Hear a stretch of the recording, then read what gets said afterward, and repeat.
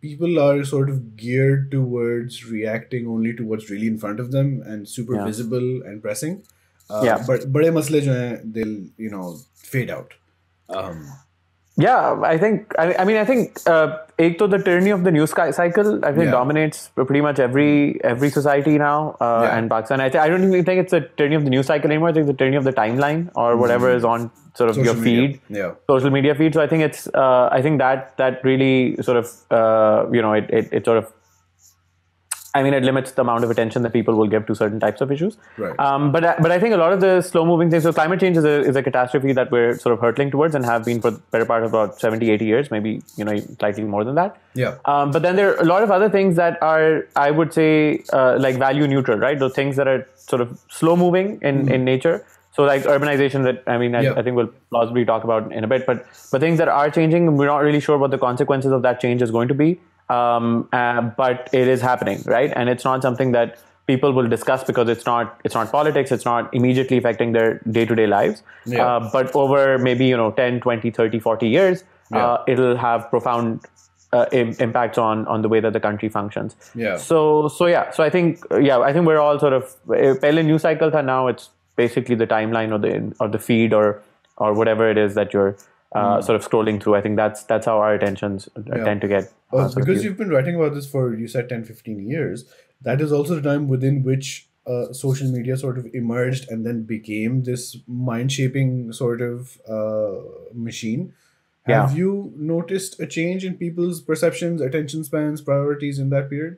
Because everybody's also like stopped reading newspapers, for example. Yeah, for sure. And, news has come on social media. And I talked to Zarar about this, about how, I keep asking him, why are Pakistani politicians on Twitter so much? Because there aren't that many Pakistanis on Twitter. So who are these tweets for?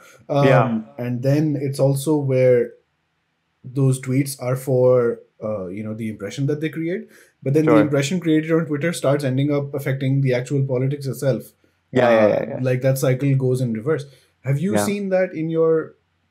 I think for sure. I mean, it's, I started off writing and sort of my social media sort of trajectory, sort of they're co-eval. They started happening at the same time. And I think in the earlier sort of years when obviously you had, the numbers were smaller, there was discussion, and you could feel as if you were to send out a tweet or you were to share an article, it would sort of maybe be read by a few people, and that was pretty much it.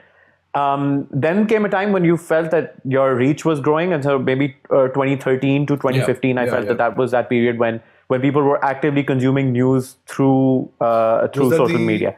Arab Spring sort of period also? Yeah, so just post Arab Spring in Pakistan, the rise of Imran Khan, the 2013 election, the Dharna, all of that is when sort of the news cycle was very heavily linked to what was happening on social media.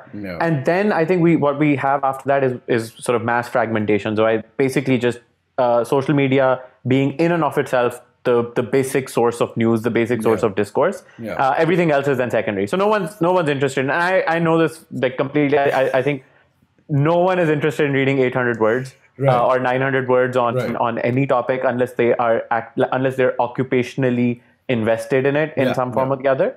And I think everyone who's ever writing anything that's longer than a tweet thread should be aware of the fact that you're writing for a very niche audience. It's not there's no mass reach that exists out there, especially in a country like Pakistan, where at least English language news media, though in any case, never really took off in the same way. And Urdu is now just consumed more directly through the visual medium, news channels, YouTube videos, and so on.